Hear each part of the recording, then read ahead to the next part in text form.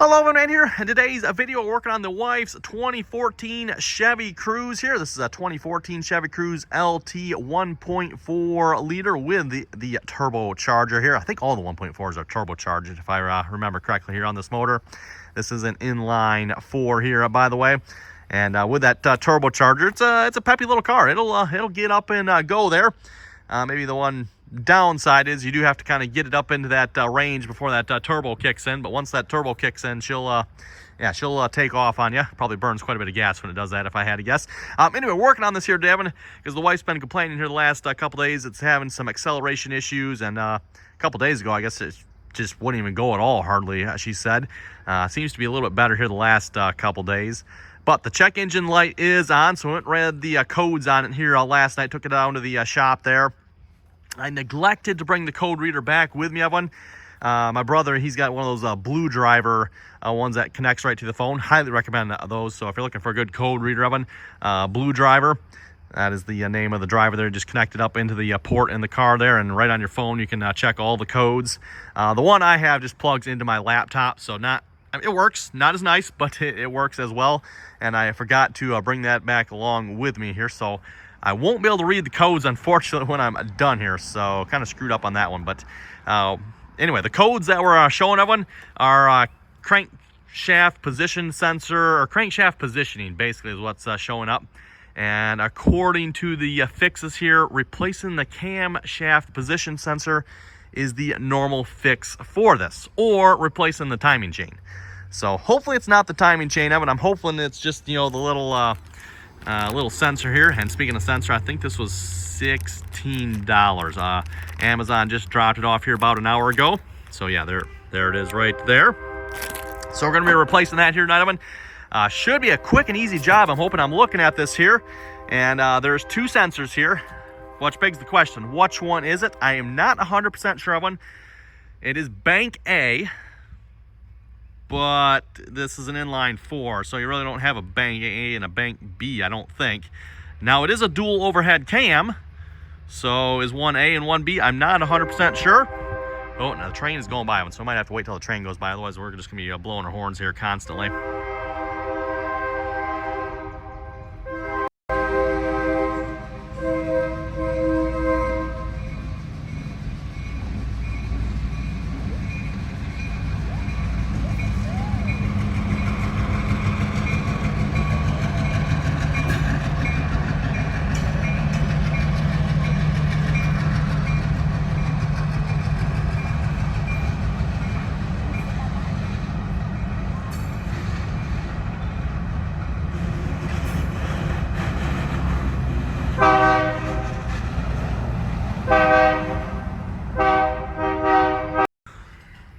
Okay, but now that the train has gone by here, we can get back to work on this here. There appears to be just one bolt holding this in here. That one right there. Looks like it should be easy enough to get to. And I'm pointing to this one, Evan. This is the intake side here, so I'm going to replace the intake side sensor here.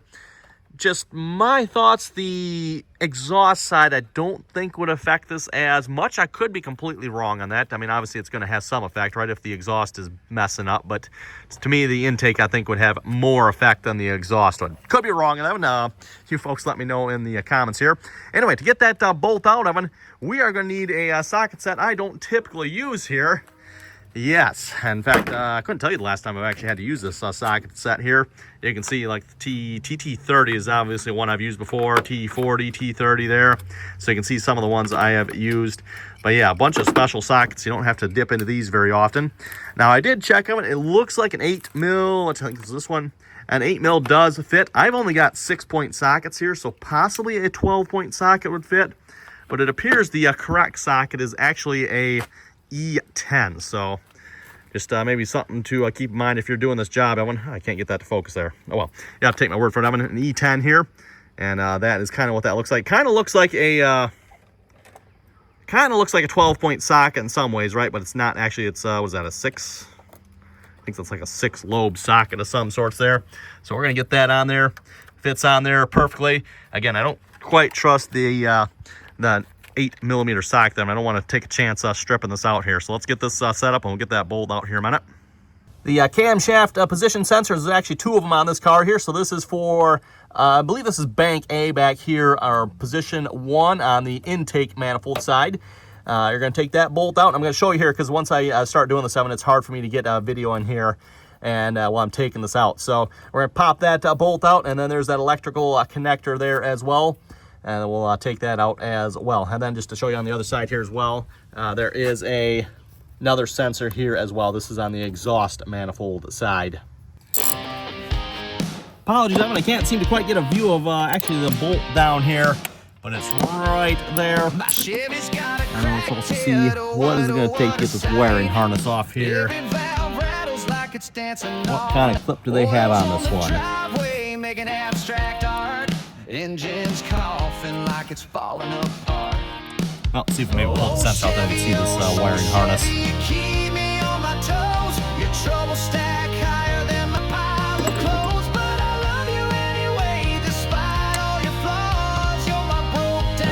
Okay, so we got a little tab there. Looks like we gotta pull that tab out.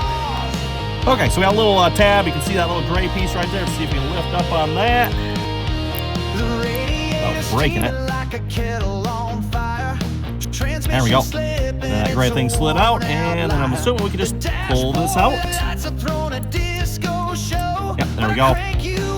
Simple as that. Let me grab the new sensor, and we might as well just plug that in right away. Slide it on. Slide it on, he says.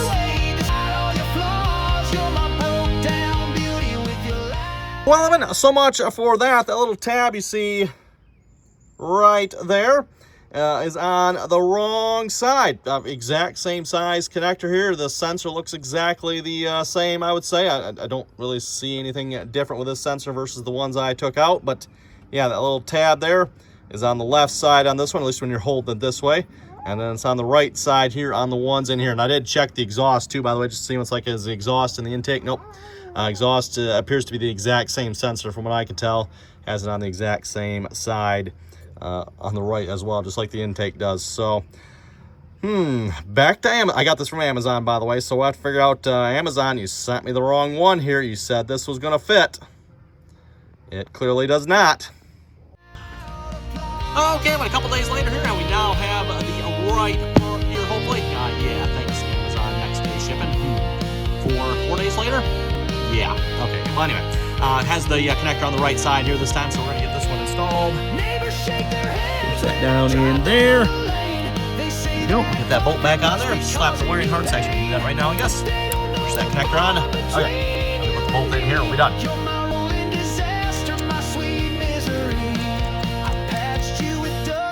A prayer or two. Your bumper's held on by a coat hanger too. They say get a new ride, but they don't understand. Let's start it up and see what it does. Okay, but hopefully you can see this okay here. Got the laptop hooked up here with the OBD reader on it. Again, this is just a USB one that connects with a laptop here. My brother has one of those blue driver ones. Highly recommend those. Those are really nice, by the way. This one, yeah, it works. Not as nice maybe, but it works. So what we have, everyone, we got a couple confirmed codes, we got some pending codes, and we got that lovely permanent. Now, if you notice that P0016, P0116, then we got P0116 up here. That seems to be the main code. And then we do have, there's like a knock sensor here, which, I mean, might make sense if the camshaft is not in time, it's probably going to be knocking a little bit. Not good. And ECM, I'm not sure what that one's about. But we're going to do what any good car salesperson is going to do. We're just going to hit the clear codes here. Do you wish to continue? Oh, this resets everything? I just wanted to clear the codes. Okay, well, if, whatever. We'll just clear everything. Like I said, what any good salesperson would do.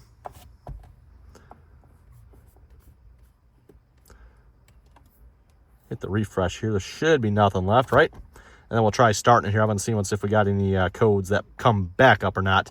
Now, it does say Bank 1 Sensor A. Is that the back sensor for the fuel rail, or is that the front sensor for the exhaust? I'm not 100% sure on that one, everyone. These codes still seem to be here yet, even though I said clear them.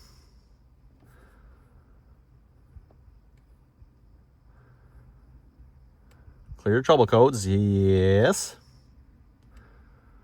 Clearing trouble codes, reading confirm codes. Is it not going to let me clear them? Nope. Yeah, I didn't mean to export. Nope, we don't need to do that.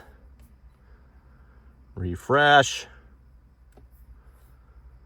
I'd like to see them go away, so that way I know if we got it fixed. Obviously, even if they come right back, then we know we don't have it fixed. But if we clear the codes, they go away and they don't come back, we know we have this fixed. And the thing with clearing the codes, Chevy, if it is fixed, it might take a couple of cycles for these codes to actually go away. So by clearing them, I'm hoping I can, force this to happen a little quicker here.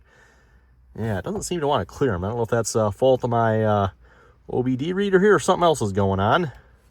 Well, I mean, it's been about a week here since I recorded the last clip here on this video. Since then, my wife has continued to drive the car here, by the way. I got sick with something, and yeah, don't know what I had, but I've been down with it here, so I was never able to clear the codes with my computer here. A couple days ago, I did take it over, had my brother try with his blue driver. He was not able to clear the codes either, so I don't know what's something with his car, or I don't know what it is then, but neither me or him could clear the codes on it here for some reason.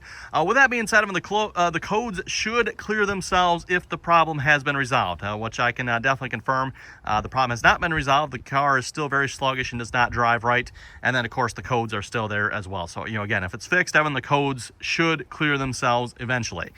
Which it has not done. So anyway, that is going to lead to the next next video here for you folks, but we're gonna have to get some parts here. I think the next thing we're gonna try to do, Evan, is there some camshaft variable valve timing solenoids. There we go. I think I got the proper terminology there. Variable valve timing solenoids there, VVT solenoid. We're going to try replacing that here next. That changes the timing on the camshaft. Again, we're kind of looking at the camshaft. It's out of time here with the crankshaft based on that P0016 code. So anyway, thanks for watching. Stay tuned for the next video here. We'll see once if on the next video we can get this solved here or not.